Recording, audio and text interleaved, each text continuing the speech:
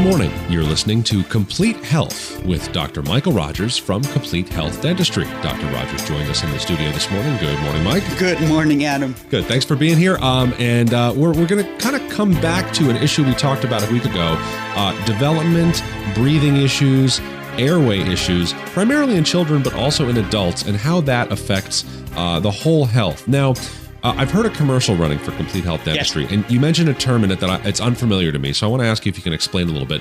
You use the term forwardontics. Now, I know orthodontics, that's alignment of teeth, right? Mm-hmm. What's forwardontics? Forwardontics is we help the person or we guide the person into a more proper ideal growth and development through developing the musculature of the face and neck and head, strengthening the tongue, teaching the person the proper posture, and tongue position, along with also teaching them the proper swallow techniques. This is stuff I think that a lot of people maybe take for granted. Swallow techniques? Really? Like what's the proper swallow technique? You're kidding me, right?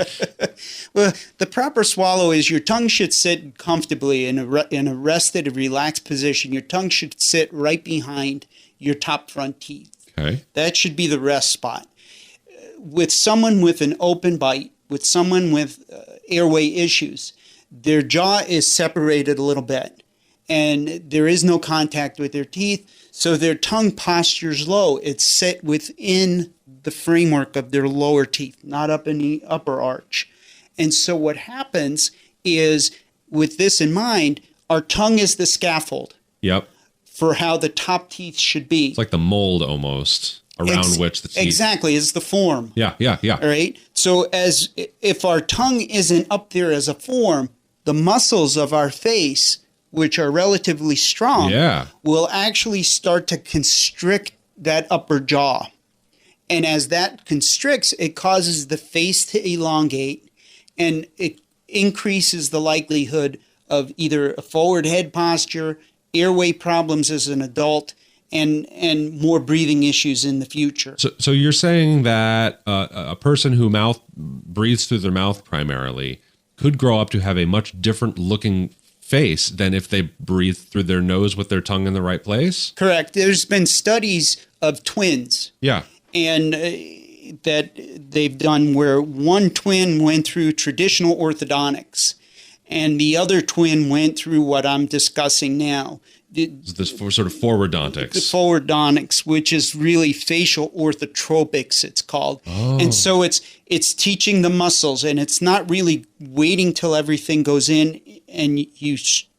It's less putting a Band-Aid on the symptom and more solving the problem. Correct. The teeth, when they're crooked, that's the symptom of the problem. Just like a cough. If you take cough medicine, it's a symptom. The cough is the symptom of the cold. Right. The crooked teeth is the symptom of the airway problem. And so what we do in our office is a non-surgical technique, and everybody is different. So it's not just a one-size-fits-all philosophy, but what it does is it retrains or helps the child retrain, or the young adult retrain their muscles of their head and neck with techniques and things like that, and appliances that they wear at home to develop this musculature. So, I'm hearing that mouth breathing and the way you swallow, basically the way your tongue rests inside your mouth, can all affect the way your teeth, your face develop, and then the way your airway develops or doesn't develop. What about, how does posture play a role here?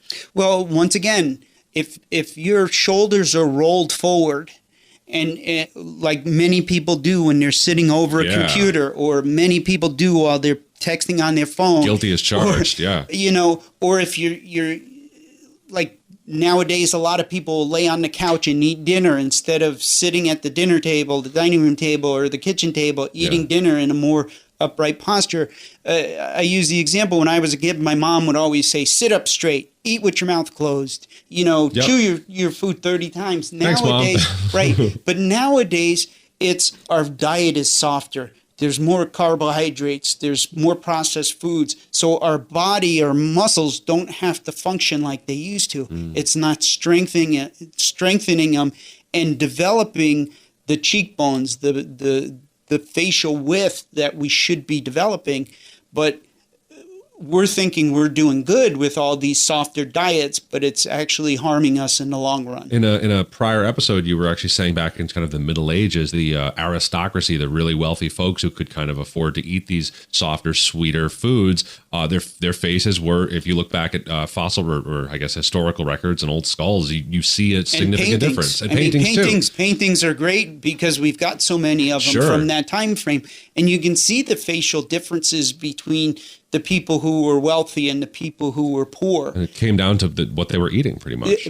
Eating, and as I had talked about in a previous show, was, just the way we start. Yeah.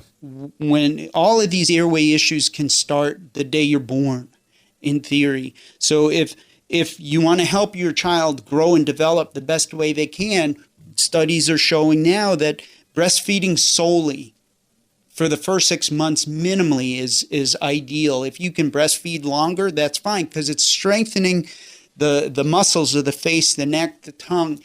It causes you to have to breathe through your nose. You have to work at getting nourishment. With a bottle, you don't have to work as hard. Mm-hmm. And so there too, everybody also now sticks a pacifier or a binky in a baby's mouth to there too, it's not strengthening the body or the facial muscles. That should be a pacifier, or that should be, if you're going to use it, and I'm not advocating using one, but if you're going to, it's after they weaned. And then not going into the softer diets like a lot of these commercial baby foods are, real soft, mushy stuff. It's get them into something where they have to use their muscles to chew. Harder food substances where the muscles have to work. Yep. One, it tires the child out, but it's true. Yeah. It tires the child out, and then when they're able to nurse the next time, they're more apt to nurse much better. Now, we're going to take a break in just a minute or so here, but I want to kind of set up the discussion that we'll have when we come back. You see a lot of parents with kids whose smiles at very young ages, their teeth, the young teeth come in, the deciduous teeth. Yes. Paying attention. The deciduous teeth come in and they're perfect. They're tight together. They're all perfectly straight. Explain to me just quickly, if you can, why that's actually not such a good thing. Well, adult teeth are usually anywhere from 1.5 to 2 times the size of baby teeth. So if the child's teeth are perfectly lined up, there's no spaces, they're, a textbook beautiful smile. Yep. Then you've got to start to worry, when these permanent teeth come in, is there going to be room for these adult teeth to come in? Most likely not. Uh-huh. They're going to wind up coming in either corkscrewed or twisted, or pushed in or pushed out. There's just not enough room. And a lot of times that's just because the facial development hasn't broadened everything to give it a good arch form. When we come back, we're going to talk about some of the solutions that you can explore if your child's teeth are perfect with no space now, meaning that when the adult teeth do come in, there will be some crowding, how you can preemptively solve that problem and some of the options. And hopefully we can talk about ways to do that without necessarily extracting any of the teeth.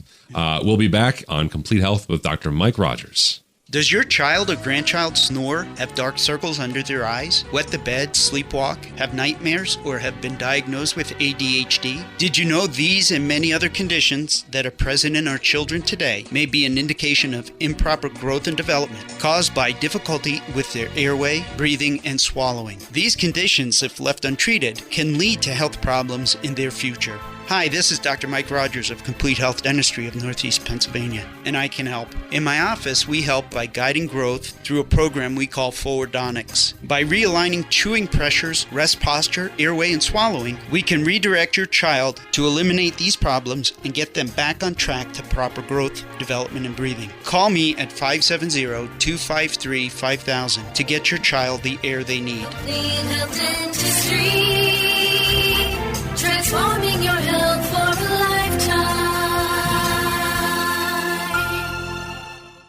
Welcome back. You're listening to Complete Health with Dr. Mike Rogers. I'm Adam Owens, and Dr. Rogers from Complete Health Dentistry joins us in the studio this morning. Good morning, Mike. Good morning, Adam. We're talking about airway issues and some of the factors that can contribute to problems with a person's airway, with their ability to breathe naturally and easily.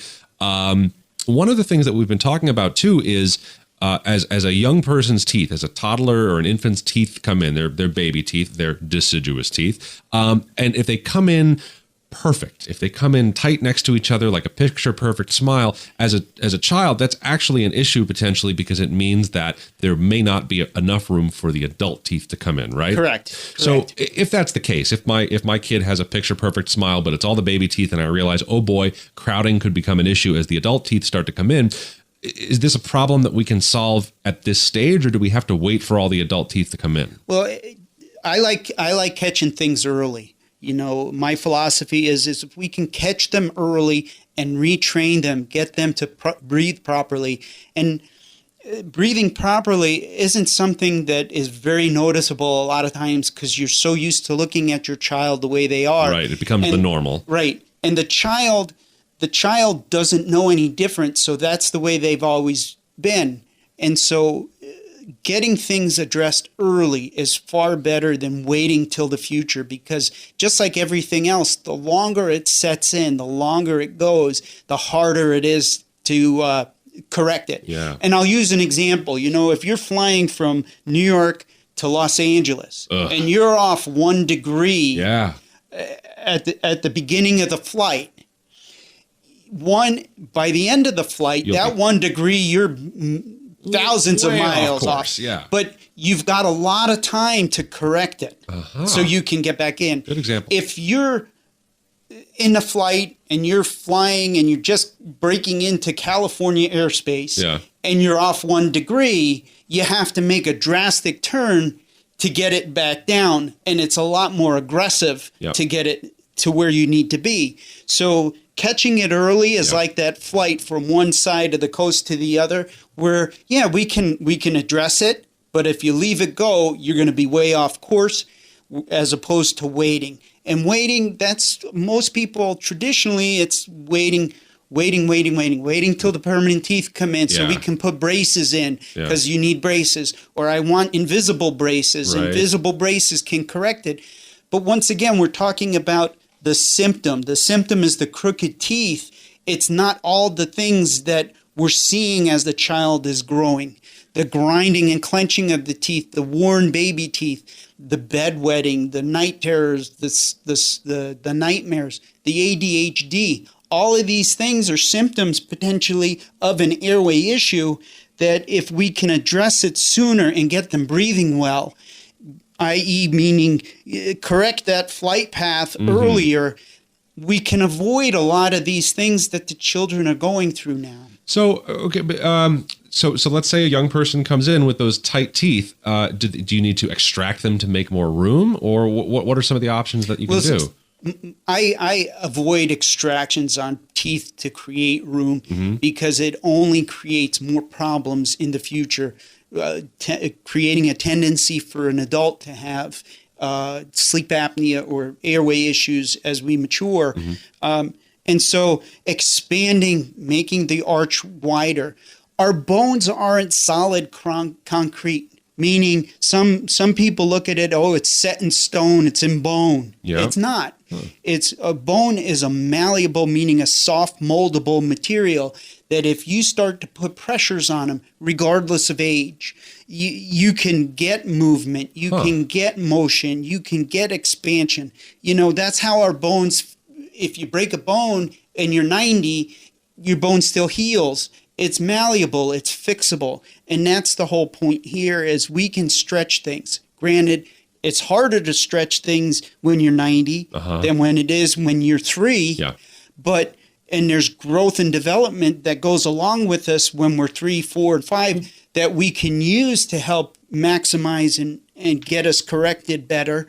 But once again, it's not set in stone. It is a living part of us Yeah. that we can fix. And this kind of goes back a little to something you said earlier, which is sort of catch it early. And then speaking of something you said earlier, you mentioned that these airway issues, these breathing issues can result in, the symptoms can come out as bedwetting. Really? Yes. How is that? How does that work? Well, once again, it's difficult to kind of correlate how breathing and sleep problems and airway issues can create bedwetting issues. Yeah. But the studies from Stanford, from the Mayo Clinic, from Harvard, all of these big institutions show that bedwetting is a lot of times related to airway or sleep issues in children. And so once again, if we can correct the airway, we can correct the bedwetting. Likewise with ADHD, back in 2011, ADHD was diagnosed, I think, 13% of the time. Mm-hmm. Now in some areas, it's 33% of the kids are being diagnosed. I look at it, I put all three of my children went through traditional orthodontics. Two of them I did the orthodontics on, and now I wish I knew then what I know now.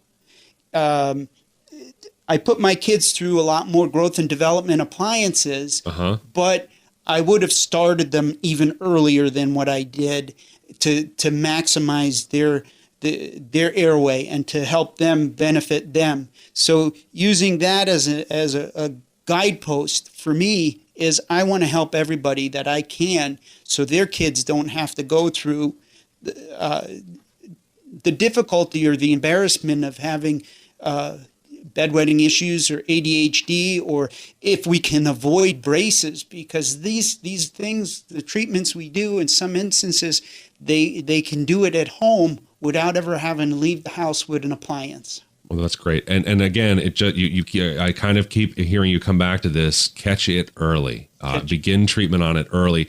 Okay, here's a question: is there such a thing as too early?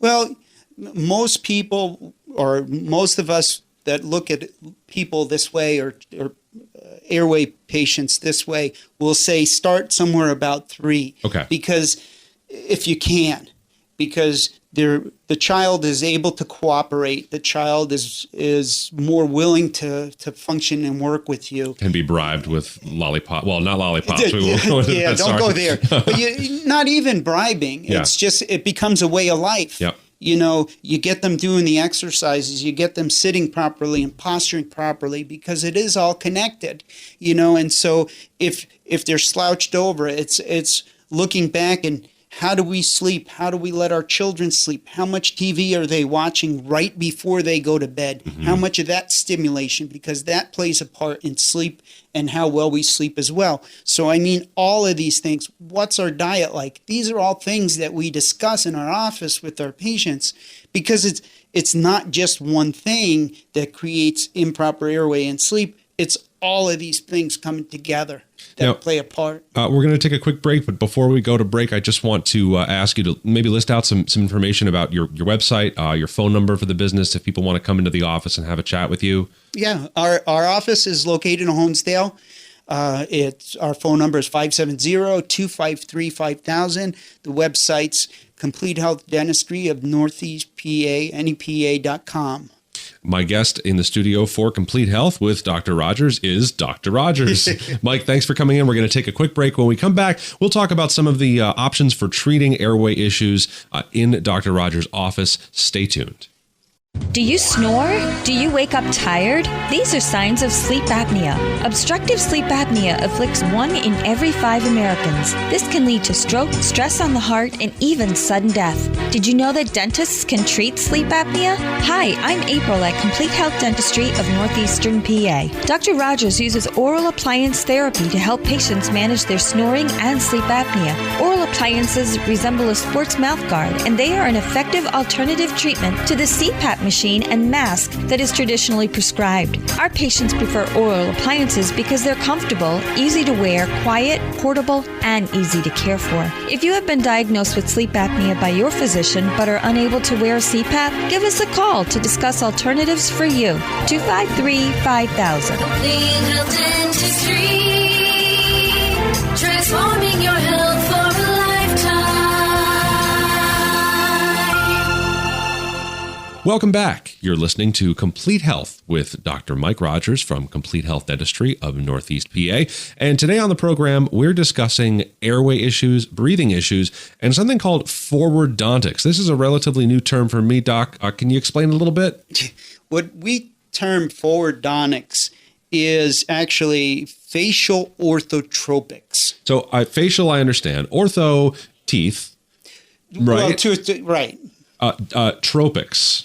It's the function. It's the function, how everything functions together. So when we look at this term forwardontics, we're guiding the child or the patient through a more proper growth and development by getting them to posture better, function better, put their bite in the proper position more frequently on a regular basis. It's retraining muscles. Muscle memory, I was going to say. And getting the child or even the young adult or even the adult to overall posture and well-being, because it all is part and parcel. The head bone's connected to the neck bone. The neck bone's connected to the backbone. Yeah. And once again, we've got to stand up. There's more and more young people, teenagers that I see walking around, especially young ladies, that they're hunched over already. You know, I've got a 99-year-old aunt who has that hunch. Mm-hmm. And to me, it's devastating. So if you're starting out at 15, 16, hunched over like this, what happens when they're 60, 70 and they're into osteoporosis, and it's going to be even more significant this for them? This kind of goes back to that example you gave of the airplane flying from New York to Los Angeles, and just a little deviation from the course in the beginning might not look like a whole lot, but if that maintains through that entire trip across the country or that entire trip through life, by the end, it's going to be a very substantial deviation. Exactly. So if I come to your office with an issue like posture or something, what are some of the things that you'd have me do? I mean, are you going to hook me up to a little electric zapper and shock me every time my shoulders fall forward, or what? Well, no, and there too, it's a joint effort. We try and incorporate with other modalities of medicine. You know, chiropractic, physical therapists, because we've got to retrain the muscles. You know, if you catch the child wrong or early and it's an airway issue, we can help correct that child just by having mom and dad work with posture at home, by wearing appliances at home and at night to help correct tongue posture, to help correct muscle posture and jaw posture and position. And so once again, it's starting early is easier to train. The other thing is getting the child to eat dinner or eat meals at a table sitting upright, proper posture. Like I'm a little older than a lot of people, but I'm older than Adam. So it's how my mom used to say, sit up straight, stand straight, stand with your shoulders back. See, you're kind of teaching good habits, but at a very early age. Well, that's the thing. And that's part of it. But it's also a nutritional aspect of it. If we go right from, say, even if you are breastfeeding and you went right into a soft diet, or you right off the beginning, the muscles aren't growing like they should. Mm-hmm. They're not developing. They're not getting stronger. Those muscles, as they strengthen, will pull the face, make the face wider. And as long as the tongue is the scaffold of the design, as long as the tongue is in the proper position. But if the child doesn't know where the tongue needs to be and nobody's reinforcing it, then the face will narrow, the jaw will slack down, not be in proper position, and all of these problems can arise. We talked about them: clenching and grinding, wearing of teeth, ADHD, bedwetting, nightmares, sleepwalking, just tossing and turning at night, tired during the day, aggressiveness on your child, inattentiveness on your child, falling asleep in school, things like that, or can all be part and parcel with it. And the more I think about it, the tongue is really located at the center of the whole head, it just about seems like, and everything kind of radiates outward from that. And so if the tongue is setting up the place for the teeth, and the teeth are setting up the positions of the bones in the face and everything, it really just maintaining that tongue posture, it almost seems like an afterthought or an easy thing to think about. But if that goes a little wrong, again, going back to that example of the plane flying across the country, just a little deviation there can cause a big change. A big change. Because we've got to remember, if the tongue is low in the jaw, meaning if it's just within the teeth of the mandible, the bottom jaw, Yep. not up where it's supposed to be sitting on the roof of our mouth, the muscles tweak in, they pull our cheeks in. And as that collapses our mouth, it pushes up on the roof of our mouth. The roof of our mouth is actually the floor of our nasal passages and our sinuses. Yeah. So as that pushes up or collapses upward, Yeah. it can create deviated septums. It can create, there's turbinates that warm and humidify our air that comes in through our nose. It collapses those or constricts those. So once again, it creates an airway issue that makes it harder to breathe through. And so to try and breathe through the nose, it becomes difficult for people. If you're breathing slowly through your mouth, it's going to increase the likelihood of swollen tonsils and adenoid issues. And so now, as I've got CT in my office that we can evaluate airway on kids and adults as well. And what it is I see these airways issues, x-rays come through, and their airway, they're breathing through the size of a swizzle stick. Very tiny So airway. a coffee stirrer. Yeah. So here, that's where all these health issues, ADHD, we've talked in the past that you can live for 3-4 weeks without eating. You can live for 5 to 7 days without any water. You can only live 6 minutes without air. So we're constricting these airways and asking, well, why can't my kid focus? Why does my child have ADHD? You're taking away air. Right. We're preventing the very thing that's allowing our children to grow and develop a brain that we really need to help and give it as much oxygen as it can be. And again, these problems certainly affect children, but are also can also affect adults. Yes. Okay. Yes. And an adult who wants to come in and speak to you about an issue like this, not an unusual request. Not an unusual request. But many adults come to me with that in mind, because the only treatment they were given was you need to have your jaw cut and split and do all kinds of things. And as I said earlier here, our bone is a living entity within us. It's malleable, it's fixable, it's movable. Yes, if we do surgery, fixing it, cutting it up and making it fixed, the bone's going to heal. Yeah. It's malleable, it's fixable.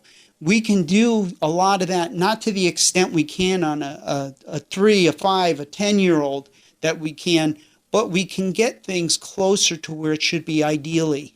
My guest on Complete Health with Dr. Rogers is the guest we always have on Complete Health with Dr. Rogers. It's Dr. Mike Rogers. Mike, we're about to wrap up here, but as we do, I just would like to ask you if you can tell folks how they can get in touch with your office if they have more questions about this or if they'd like to set up an appointment. Fantastic. Call my office if you're concerned about your child, if you're concerned about your grandchild, if you're concerned that they have these sleep issues, bedwetting, ADHD, nightmares. Call me, 570-253-5000. The website is Complete Health Dentistry of NEPA.com. Dr. Rogers, thanks so much for talking with us this morning. Thank you, Adam. Complete Health Dentistry, transforming your health for a lifetime. This is Dr. Mike Rogers from Complete Health Dentistry of NEPA. You can listen to this episode again, along with all the episodes of Complete Health, by going online to CompleteHealthDentistry.NEPA.com. We've covered topics such as sleep apnea, diabetes, children's growth and development, women's health, and more. Listen anytime online. Just go to CompleteHealthDentistry.NEPA.com or call us to set an appointment. 570-253-5000. Complete Health Dentistry, transforming your health for a